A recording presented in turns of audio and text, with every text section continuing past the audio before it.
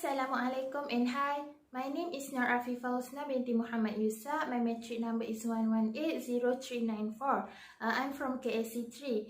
In this video, I would like to share with you about my understanding of Chapter 2 and Chapter 3 in Principles of Journalism book that was written by Dr. Siti Suryani Osman. I will start with Chapter 2, Principles of Journalism.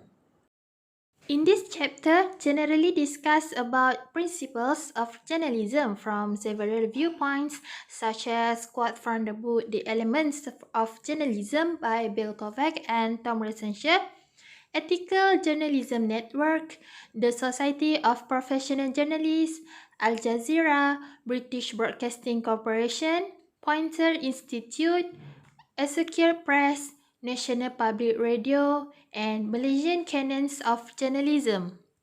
As a journalist, the most important points need to be highlighted is to take responsibility for the truth and accuracy of their work. They should verify the information and sources clearly before releasing it. He or she must avoid stereotyping and always attribute in their work. Besides that, the journalist should act independently to avoid unavoidable conflicts that may compromise integrity or impartiality or may damage credibility. Other things need to be highlighted is fairness and comparability. The journalist should balance and add context in their story. Last but not least, is the journalist should be accountable in their work. He or she must be professional, responsible, respond quickly, and explain ethical choices and process to the audience. Next, we move to Chapter 3, Islamic Journalism Ethics. In this chapter, specially discuss about journalism ethics based on the research that was conducted by scholars in journalism from Islamic perspective. I want to outline the fundamental principles of communication ethics for Muslim journalists from Islamic Theory of Communication by Maulana. Firstly, the principle of communication for Muslim journalists is Tawheed, which implies the unity, coherence, and harmony between all parts of the universe. It negates any right of sovereignty and guardianship of anyone over human society except Allah.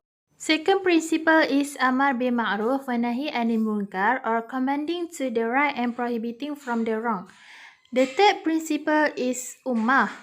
Is the most important aspect is that Islam does not differentiate between the individuals and members of its community. A fourth principle outlined is the concept of taqwa, which is the individual's spiritual, moral, ethical, and psychological capacity to raise oneself to the higher level, which makes a person almost immune from the excessive material desire of the world, elevating the individual to a higher level of prophetic self-consciousness.